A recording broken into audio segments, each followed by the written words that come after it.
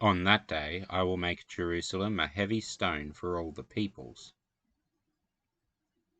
If you have been fortunate enough to ever read one of those digests for boys, those old hardcover books published 60 to 70 years ago that would have had adventure stories, survival skills, and tales of ancient heroes, you may have picked up a good trick when playing hide and seek.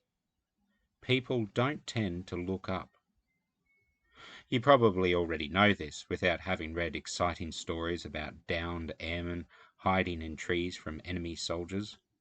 I think it is a pretty universal experience to have walked into something, or someone, by accident because our eyes were down.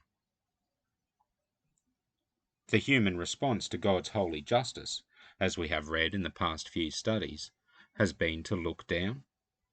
Most notable would be the description of people hiding in caves, calling the mountains down on them.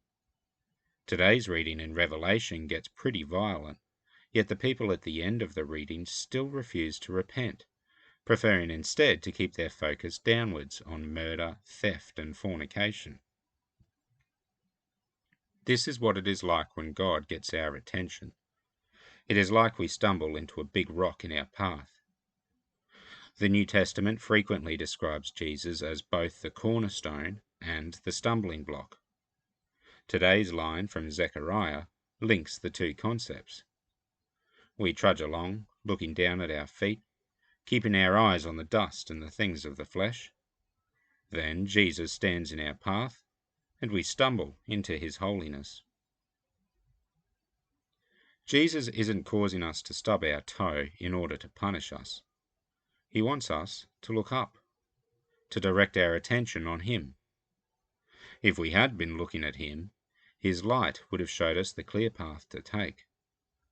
We would have been too consumed by the vision of his glorious beauty for anything earthly to distract us. His light shows us that his way is not a rock to stumble over, but the cornerstone on top of which we build his kingdom. Any situation we are in that brings us down is made worse by our focusing on it. Look up, look at his face, get your bearings, see the path clearly again. Refresh your spirit. He will help you step more carefully next time. Look up.